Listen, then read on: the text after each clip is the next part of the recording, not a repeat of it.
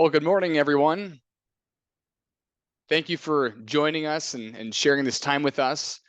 For those who don't know, my name is Matt Myrick, and the title of this webinar is Living Well, Nurturing Wellness in Every Aspect of Our Lives. And the presenters today, along with myself, are Joseph and Carol Nelson.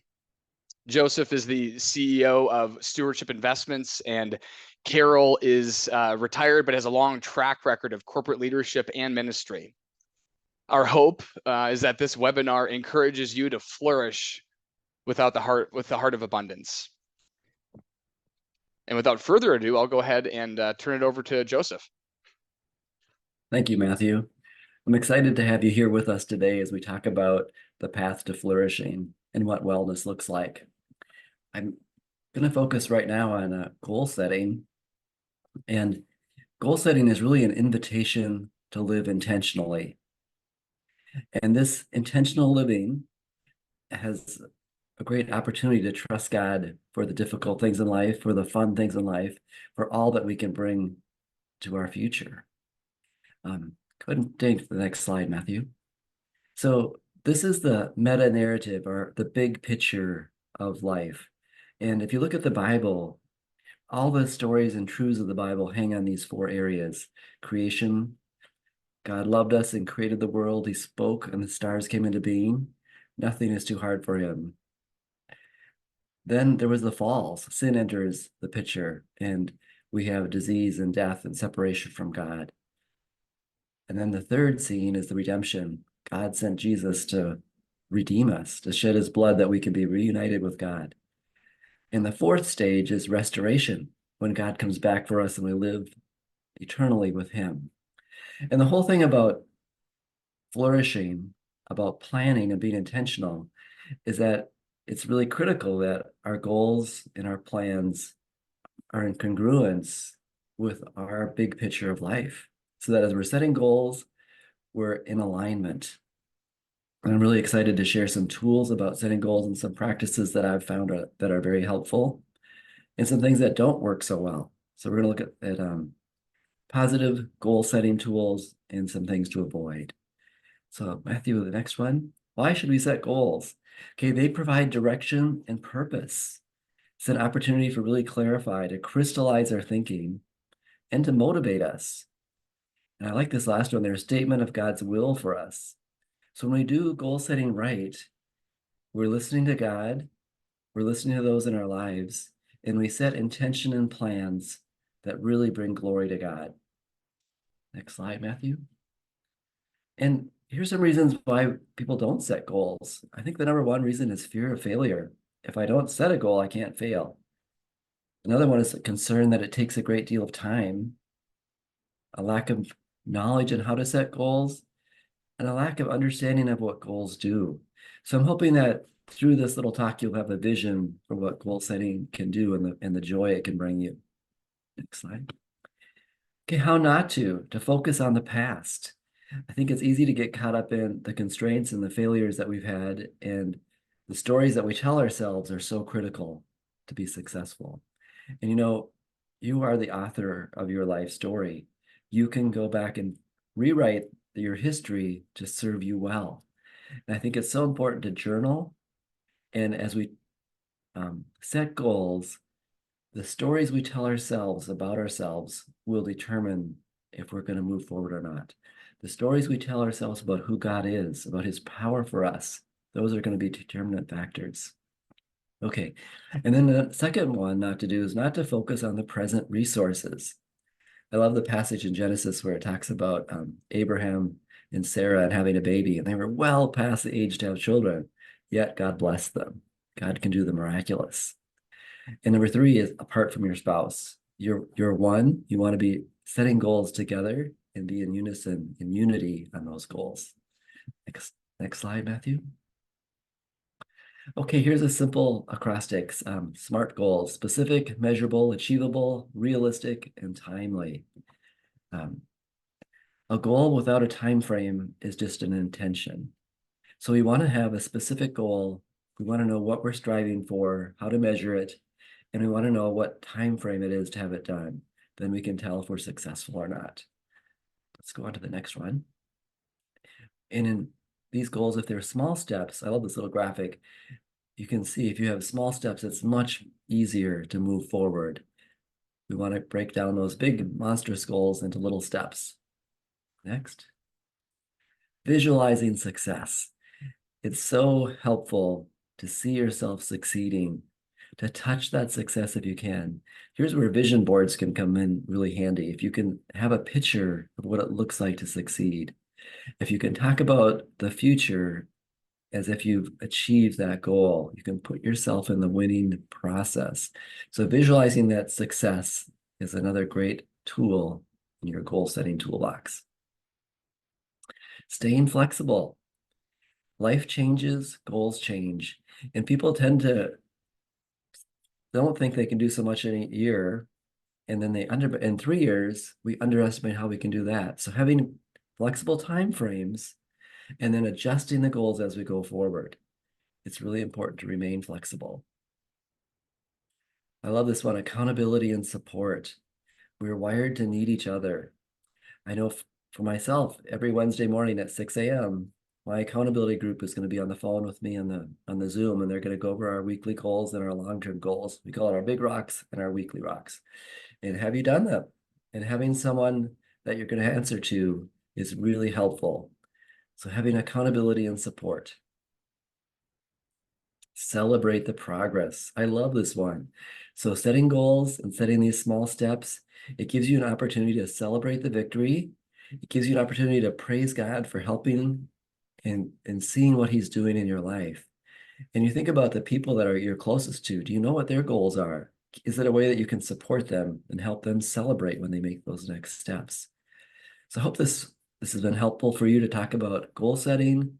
And I just really encourage you to take some time away and journal and ask God to show you some goals to set in the key areas of your life. I think it's often helpful to actually leave your surroundings, to go on a little retreat, maybe for a weekend or an evening, and just focus with your spouse on what these goals might be for you. So with that, I'll turn it over to you, Matthew. Thanks, Joe. That was excellent. My part of this wellness conversation is on health and wellness, right? There's a physical component to it. So I'm going to pose the question to you. What comes to mind when we think of the word wellness? Okay. Now, let's be honest. Some of us might have a negative connotation. Some of us might think of a health freak, somebody who's just taking this initiative way too far and they don't enjoy anything they eat. And right, we think of Kevin from The Office being forced to eat broccoli against his will. Let me be clear. This is not what we're talking about when it comes to wellness. I want to take a step back from that and look at a scriptural context to discuss this. So 1 Corinthians 6:19-20. Do you not know that your bodies are temples of the Holy Spirit who is in you, whom you have received from God? You are not your own. You were bought at a price. Therefore, honor God with your bodies. And then I got a commentary from Randy Elkhorn. He's a well-known author and pastor. And he says, search and you won't find a single verse of scripture that suggests that God has surrendered his ownership to us. God didn't die and leave the earth or anything in it to me, you, or anyone else. And if we should think, well, at least I own myself, God says you are not your own. You were bought at a price. So kind of bringing this discussion of wellness into the frame of stewardship, right? We think of stewardship of giving and managing our assets, but also the Bible is really clear that we should be thinking of our bodies as a form of stewardship as well. It's very important. And remember, the tagline for stewardship is that the perspective that God owns and we manage.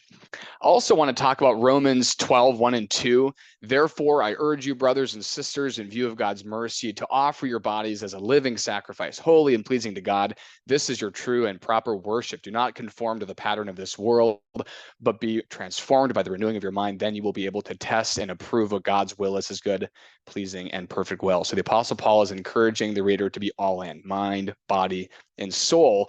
And the way we care for ourselves is, in fact, an act of worship. So two key themes about how we treat our bodies, right? One is that we need to be stewards of them, good stewards of them. And then also that the decisions we make is a form of worship. These are very important things. Okay, so what's the connection between physical and mental health, right? So we have physical activity that could be a form of exercise. We know that from research that physical activity is good for the internal processes of our bodies, our ability to fight off infections and moderate all of our hormone levels and so forth. These are all integral to our wellness, and that improves our ability to self-regulate, and it leads to better physical and mental health, which is really interesting. And if we were to kind of break it down into a little more detail, regular exercise is known to improve high blood pressure, diabetes, arthritis, improves our energy levels. It does reduce anxiety, depression, and mood swings. So another interesting piece is that having regular activity, in fact, improves our confidence and helps us when we learn new things. And so, I mean, really, exercise is linked to our physical bodies, our mental health, and then also our ability to learn. These are really, really important, right? By God's design. That's how that works. Now, the common objective we hear about the idea of having regular exercise is that sounds nice, but I don't like going to the gym. That's not my scene, or it's too far from my home. I can't build it into my schedule to travel to go to a gym. And in fact, if you feel that way, you're not alone. In fact, 1 in 4 adults aged 65 through 74 exercise regularly because of perhaps in part that obstacle. And let me be clear, even with younger generations, the percentages of those who exercise regularly is not that much higher. But let's think about it this way: an active lifestyle can be achieved outside of going to a gym. Research shows that if we could build in 30 minutes of moderate aerobic activity 5 days a week, that is a great goal. Also, 15 minutes per day, 5 days a week of vigorous aerobic activity would suffice to achieve that wellness goal. A moderate aerobic activity might be things like going for a brisk walk, riding a bike, things like that. Vigorous aerobic activity might be lifting weights or going for a run. And here's a helpful little chart from the CDC on different examples of how you could combine different activities to reach these goals. You don't need to read all this. You will get this slide deck, but it just kind of gives you a flavor for, balancing activities like yoga to muscle strengthening, and then even going for a walk. So this is really helpful. There is flexibility to achieve this degree of wellness. Okay, we know that there is a strong connection between longevity and exercise. So those who exercise regularly, we know, live longer. A research conducted on 116,000 adults showed that regular exercise, meeting the goals that we just talked about, reduces the risk of heart disease by up to 30%. That's really strong. And then lastly, I thought this was interesting. Even small amounts of vigorous intermittent exercise, things like doing a burst of fast walking or doing stairs for 1 to 2 minutes, are associated with lowering your risk for developing cancer. I thought that was really interesting. Lastly, how do we get started and stay with it? Number one, find something that you enjoy doing. If you try to form a habit out of something you really don't enjoy, it's gonna be way harder to establish it and to do it regularly. So it's okay to use some of your creativity to find a way that you can do exercise in a way that you enjoy. Set reasonable goals. If I set out to run 20 miles tomorrow because I wanted to do a marathon, my wife would probably have to come pick me up. So you need to start small and build up. Make it part of your routine. I love the saying, don't tell me your goals, show me your calendar. And the point of that is, it's one thing to have an idea in your mind of something you'd like to do, but it's hard to actually fit it in. So you need to make it part of your regular activities. Put it on your calendar. Have a positive mindset. It's important not to think of this like a chore, but instead as something that you enjoy, that there's a tremendous and long-term benefit. And finally, we want to make sure that we're supporting these exercise goals with nutrition. We could have a whole nother webinar on that, but we're not going to. Remember, you can't out exercise a bad diet. And maybe some of you feel like, yeah, well, I know that it's good to eat healthy, but completely changing our menu is not that easy and it feels kind of overwhelming. Consider starting with something small, like just having a really healthy breakfast, maybe a smoothie with fiber and protein, and kind of get into the habit with that. And at least you know that you're getting something really good and consistent in your diet. So that might be a good place to start. Okay, I'll turn it over to Carol. Hi, it's good to be with you. And as we talk about wellness, another area is in our spiritual lives. And I think one of the marks of spiritual maturity is how we weather storms. And there's a great story. Matt, if you want to put that slide up, it's found in the New Testament. It's recorded in Matthew 8, Mark 4, and Luke 8. It's the story of Jesus calming the storm. And all day, Jesus had been preaching to large crowds of people. And at the end of the day, when evening came, Jesus said, "Okay, guys, let's get in the boat. Let's go to the other side of the sea." And he knew there was a storm coming because he knows everything. And he could have said, "Hey, guys, I think we should wait till morning," or, let's get rid of everything that isn't important. He just got in the boat, put his head on a cushion, and went to sleep. That's pretty amazing. Some of the responses that are recorded in that story, one of the disciples woke him up and said, "Master, we are drowning."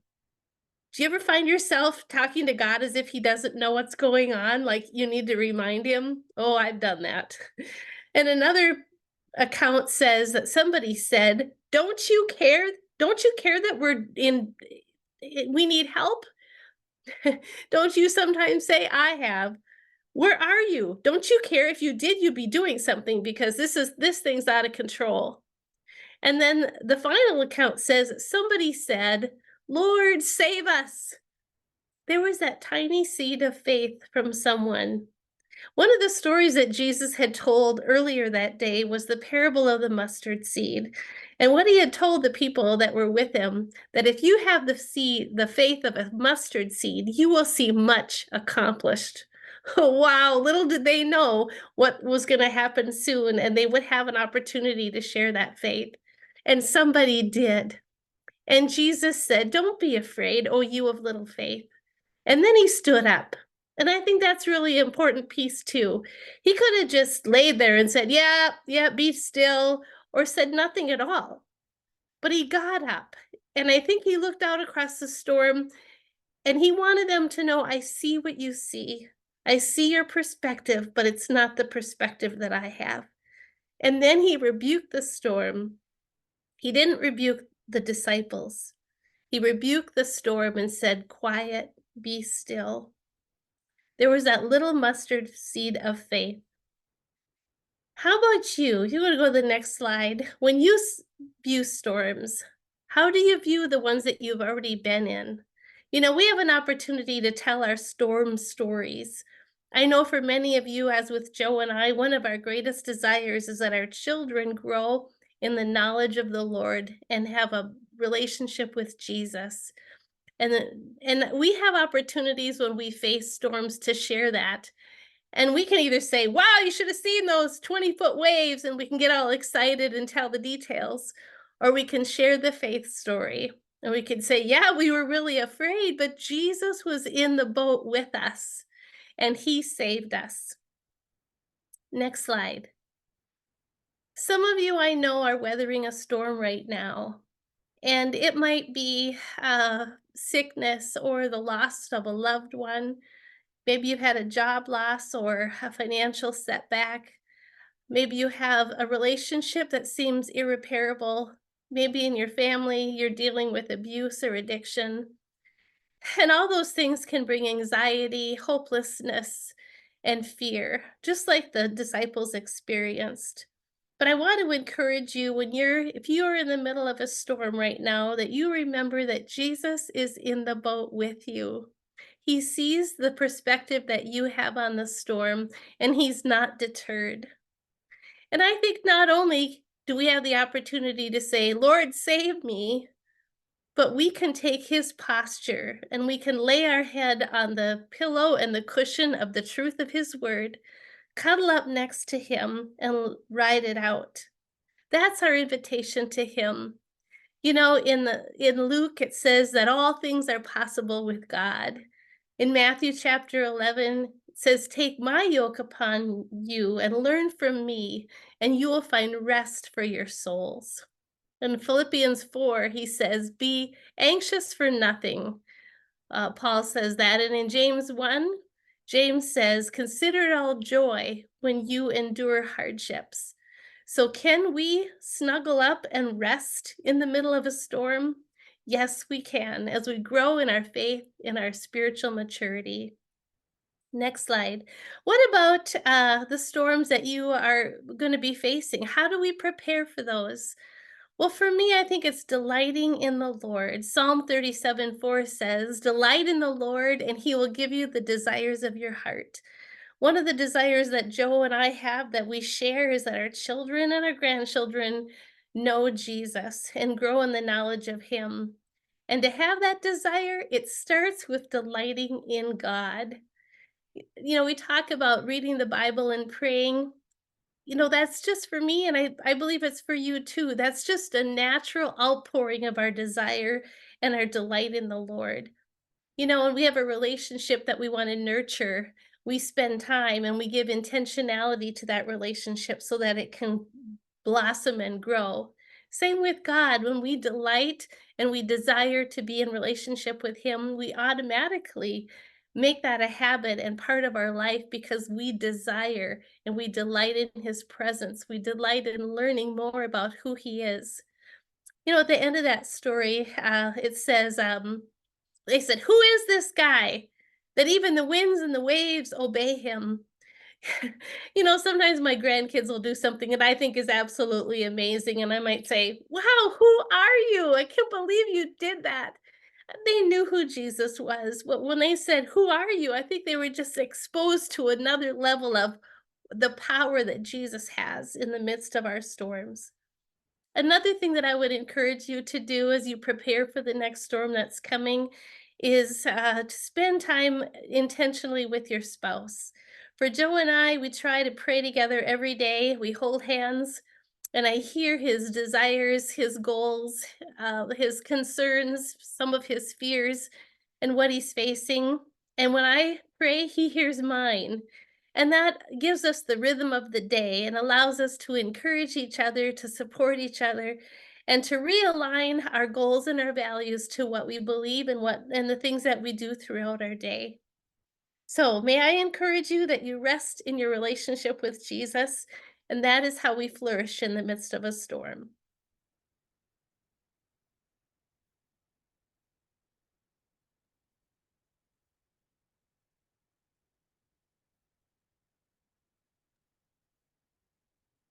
Thank you, Carol. It's great to know that God is with us, and that's our anchor. In this next section, I want to talk about flourishing with God's resources. And again, being anchored in this narrative that God created us, that we have the fall, the redemption, and his future coming. And the company that we work with, the Stewardship Investments, the logo is the dot and the arrow. Again, that's the coming back to this picture that we have a short time on this earth, and then we'll live forever with God in eternity. And flourishing and wellness in our resources, I think if we have that focus in mind, one of my mentors, Ron Blue, shared the longer term your perspective, the better your results will be. The longer term you look at things, you'll make better choices. So I really want to have that as the kind of the foundation as we talk about these resources. Next slide, Matthew. Again, the earth is the Lord's and everything in it. We are stewards. And I think that's a great backdrop to think about. God's given us things to manage for him. Okay, this is such a simple statement. Know your spending, what you owe, and what you own. But as I've worked with families through the decades, I'm always surprised how this simple thing can change their hearts. If you know what your spending is, you can make adjustments. If you know what you owe and what you own, you can have a much clearer picture of where you are right today, and it'll help you set goals for the future. And one of our things about spending is that we say, spend less than you earn.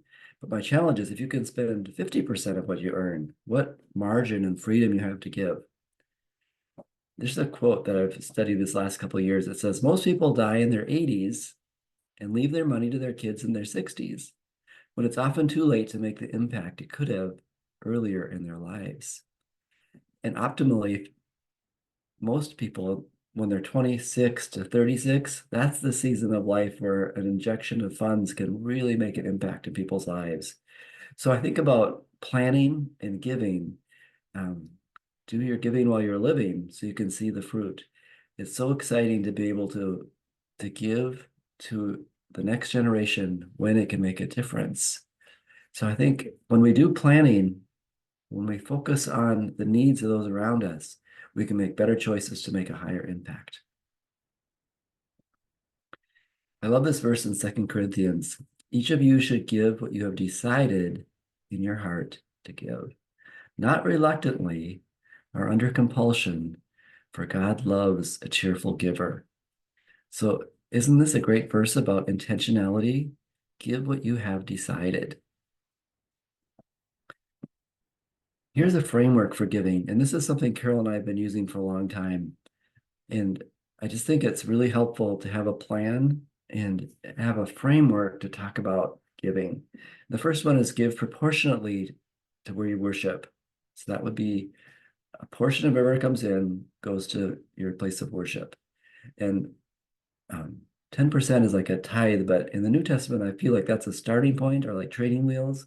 Seldom is 10% the right amount. Hopefully God will call you to give even more. The second thing that we do is we have an abundance fund. It's like a God checking account. And each time we get money that comes in, we set money aside, a percentage. And as we go through life, we're looking for ways that God is calling us to help people. And one of my early in my education, one of my classmates had a God checking. And every time I saw him, I'd say, "What's been your God sighting?" And he would tell me story after story about how he had been blessed by God to find someone that needed some money and how it had been a blessing. So what a way to go through life, looking for people to bless. The third one we do is giving to world missions. So we have missionaries around the world that we give to monthly, and we're supporting the Great Commission through that. The fourth one is to seek God in finding a big, hairy, audacious goal to give to be open. This is like a faith pledge. If God calls you to be involved in something that may not make sense with the amount, trust him and get on board. So for Carol and I, we've set a goal to give away $1 million in like the next 7 years to complete that. We're not sure exactly how that's all going to happen or what God's going to call us to give to, but we're trusting God to make that happen for us.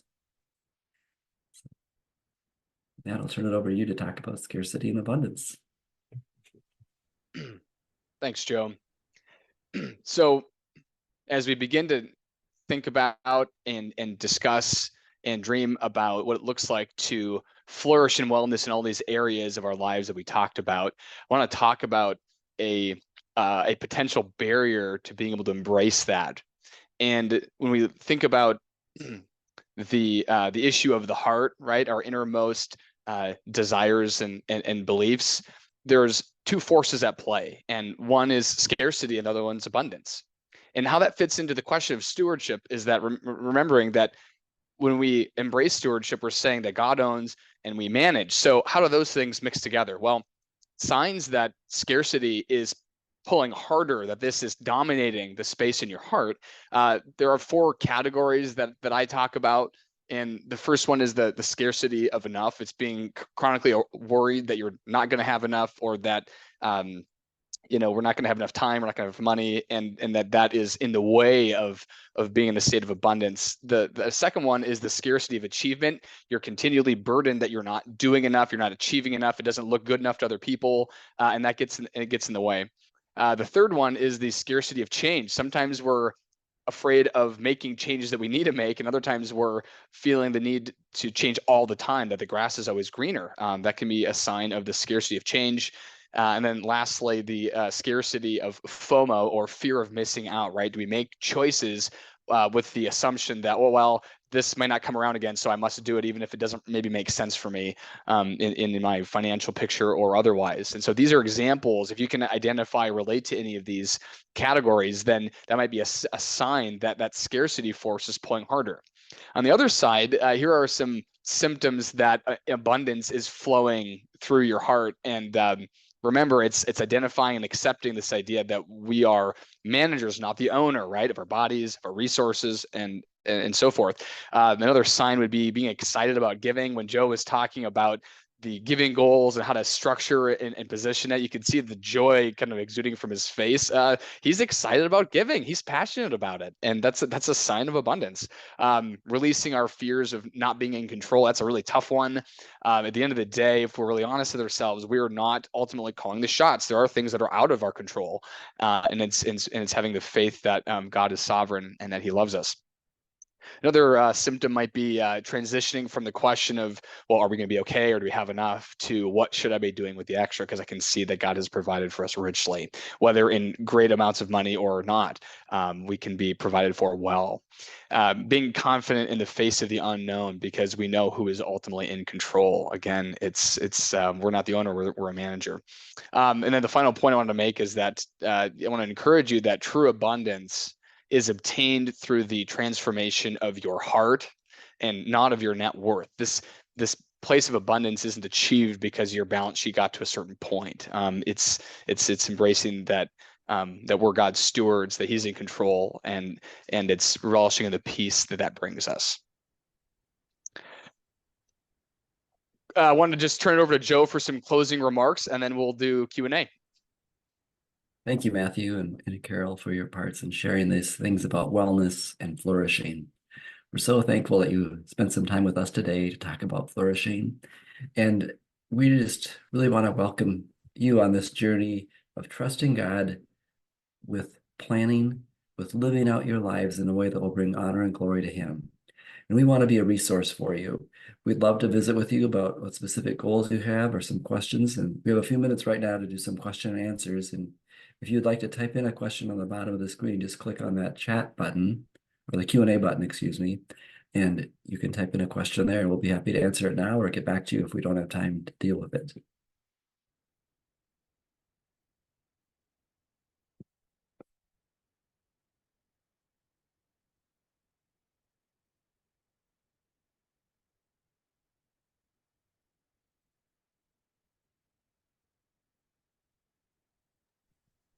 Okay, so here's a question. I'll give this one to Joe. How often should I be reviewing my goals? Well, being consistent and regular is the key thing. I think weekly is a great plan because if you can break down your goals into small segments and each week you're moving incrementally forward, that's a great way to do it. So it's different people have different structures. So I would say at least monthly, if not weekly. This question is for Carol. What about people close to us going through storms? How do we encourage them to see that Jesus is the boat?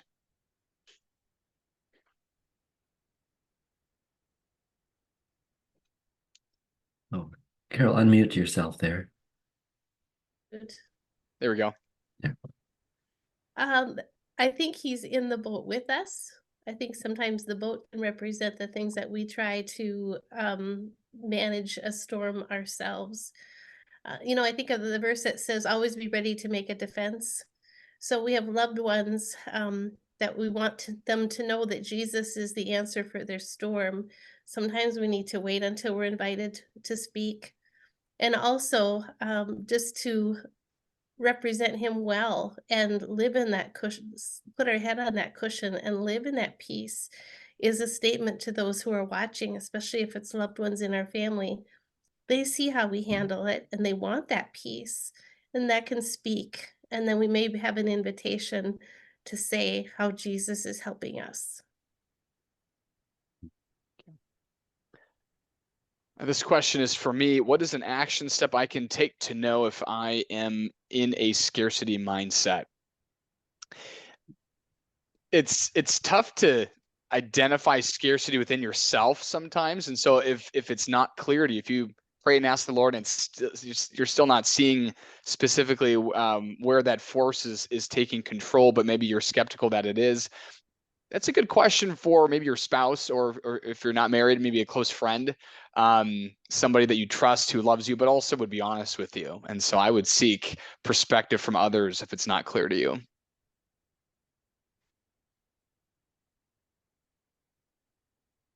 Okay. Great. Well, that's all of our questions. thank you all for joining us. Such a privilege to be with you today.